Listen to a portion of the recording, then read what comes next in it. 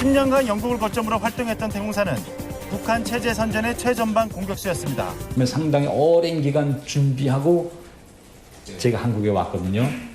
그래서 한국 땅에 발을 디뎌놓는 순간 나는 이제 노예에서 해방됐다. 나는 이제 노예에서 해방됐다. 이탈리아 주재 북한 고위 외교관이 망명을 타진 중인 것으로 확인됐습니다. 1등 서기관이지만 사실상 대사 역할을 해온 조성길 대사 대리. 그는 2달 전 공간을 이탈한 것으로 국가정보원이 파악했습니다. 나중에 이분은 좀 조용히 해주셨어요.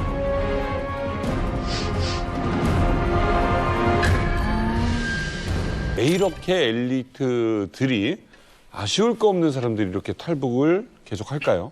일단은 먼저 말씀하신 것 중에서 아쉬울 거 없다는 말은 조금 정정이 필요할 것 같습니다. 어떤 점에서? 아니 잘 먹고 잘 산다고 해가지고 아쉬울 게 없는 건 아닙니다. 맞아요. 배부른 돼지라고 볼 수 있는 거죠.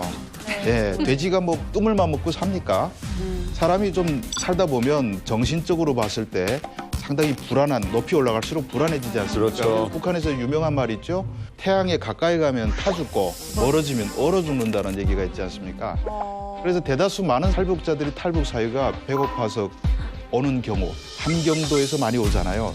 이 사람들은 태양에서 너무 멀어서 얼어 죽기 직전에 오는 사람들이고 황장여 비서 같은 경우는 태양이 너무 가까이 있어서 타 죽게 되니까 오는 경우고. 맞네. 야, 표현이 적절하다. 그러니까 우리가 볼 때는 아쉬울 거 없어 보이지만 막상 예. 본인의 입장에서는 아쉬울 거 없는 게 아니다네. 그렇죠. 높이 올라갈수록 김씨 일가의 변덕에 자기 목숨을 맡겨야 되지 않습니까? 언제 기분 나빠서 저는 없애버리라고 그러면 죽잖아요. 자기만 죽습니까? 온 가족까지 다 죽게 되는 거죠. 그러네요. 불안하지. 그러니까 이런 사람들은 살면서도 늘 불안하게 살고 있습니다. 간부들이라고 다 편안한 거 아니에요. 오히려 더 불안합니다. 맞아요. 그러니까 기회가 있을 때마다 야 나도 나 자신을 위해서 목숨을 위해서 또는 내 자식을 위해서 많이 알 거 아닙니까 엘리트들은. 그러니까 내 자식들은 이런 세상에서 키우고 싶지 않다 이런 생각들이 있으니까 탈북을 결심하는 거죠. 자유롭게. 근데 우리 금혁 씨는 어떻게 생각하세요? 엘리트들의 탈북 이유. 제 나이 또래 엘리트들이라고 하면 사실 엘리트라는 단어가 어울릴진 모르겠지만 보통의 유학생들이 탈북을 한 케이스가 많잖아요. 저도 그렇고 예전에 방송에 나왔던 여러 사람들의 경우를 봤을 때에는 나름 북한에서는 어느 정도 학구열이 있고 유학 나갔을 때에는 북한 체제에 대한 충성심도 있는 편이고 내가 어디 가서 공부 좀 한다라는 그런 어떤 자만심이라든가 아니면 그 자존심이 있는 상태에서 유학을 나오는데 유학을 나와서 본 현실은 기존에 지금까지 봐왔던 모든 것들과 다 반대되고 다 거짓말이라는 사실을 받아들이기가 굉장히 어렵거든요. 그렇죠. 그걸 받아들이게 되면은 정말 화가 나고 그다음부터는 갈등하게 됩니다. 네네. 그러니까 유학을 하면서 느꼈던 자유라든가 그것의 편안함, 예시로 인터넷을 마음대로 쓸 수 있고 내가 원하는 곳에 여행도 갈 수 있고 자유의 중덕이지. 근데 북한으로 돌아가면 이런 것들을 못한다라는 그 두려움도 있고요. 맞아요. 또 거기서 이제 장담컨대 유학 나온 사람들 100%가 다 한 번씩은 그런 생각을 할 거예요. 아 진짜 돌아가기 싫다. 거기서 이제 조금 더 결단을 내리는 사람들은 한국으로 가야겠다 혹은 제3국으로 가야겠다. 이제 그렇지 못한 사람들은 가족 때문에 어쩔 수 없이 돌아가는 그런 케이스가 있는 거죠. 영상 속에 그 이탈리아 주재 조성길 대사 저분이 탈북한 이유는 뭡니까? 조성길 대사가 탈북한 이유는 아직 확실하게 밝혀진 바가 없습니다만 그 외교관들 경우에는 누구나 다 진짜 그 체제를 위해서 충성하고 싶어 하진 않을 겁니다. 외국에 나오면 백문이 불여일견이라고 오면 다 알거든요. 그러니까 사상교육 아무리 들어도 그게 안 먹히는 거거든요. 그렇죠. 그런데 선뜻 떠나지 못해요. 왜냐하면 보통 외국에 내보낼 때는 그 자식 같은 거 2명이면 1명은 볼모로 북한에 남겨둬요.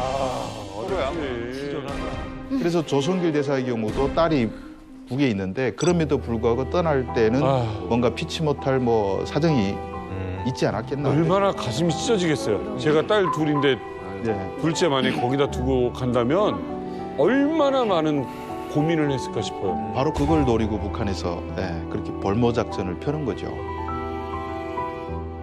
그렇다면 조성길 대사 대리처럼 외교관이 그 탈북한 사례가 또 있나요? 많죠. 예, 외교관 중에서 가장 고위층 탈북은 1997년에 장승길 주 이집트 대사.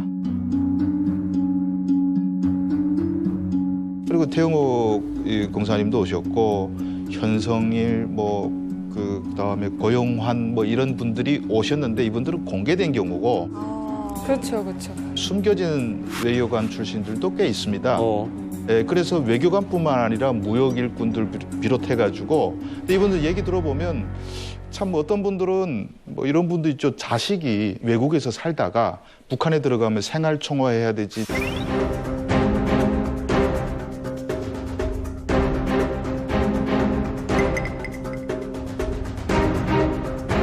고역을 치러야 되는 겁니다. 그러니까 자식들이 가고 싶어 하잖아요. 나 가면 죽을 거야 막 이러니까 부모들이 고민하잖아요. 어떤 분은 왜 왔습니까 하니까 자식이 한국 영사관에 훌 들어가 버리네. 바람에 할 수 없이 따라오는 분들도 있고. 어떻게 다시 가겠어 외국에서. 네, 가고 그렇죠. 살다가. 자식 놔두고 못 가잖아요. 그러니까 자식들 문제가 참 외교관들은 고민입니다.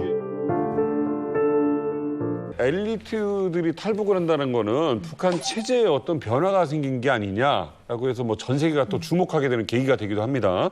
자, 주성화 기자님. 예. 북한 엘리트의 탈북이 북한 주민들에게도 영향이 있을까요? 황장엽 그 선생의 탈북 같은 경우에는 워낙 떠들썩한 사건이었고 북한에도 엄청난 충격을 줬던 사건이지만은 일반적인 그 외교관의 탈북, 태영호 공사의 탈북 같은 경우는 일반적인 주민들이 알기는 쉽지는 않습니다. 그렇지만 간부들은 알거든요. 외교부는 다 소문나고.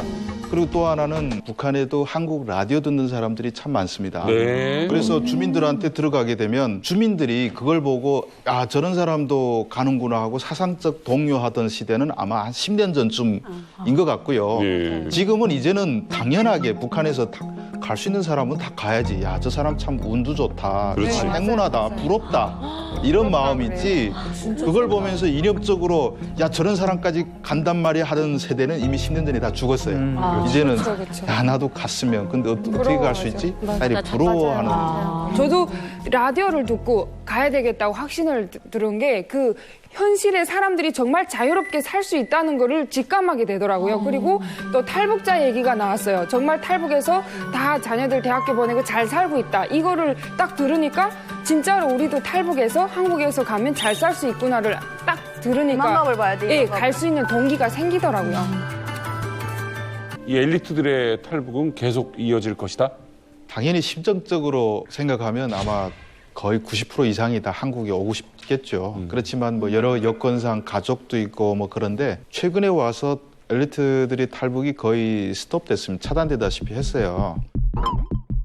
왜 그러냐니까 이게 그만큼 또 감시가 강화돼가지고 국경을 완전히 폐쇄해버리다 보니까 북한에서 넘지 못하고 그리고 외교관으로 있다가 탈북한 경우에 그 북에 남은 가족에 대한 무자비한 처벌이 훨씬 더 강화되고 점점 도망친 사람 많아질까 봐 선제적으로 아주 압박과 처벌과 이런 걸 너무 강화해가지고 나오기가 진짜 쉽지 않습니다, 이제. 감옥이네, 감옥.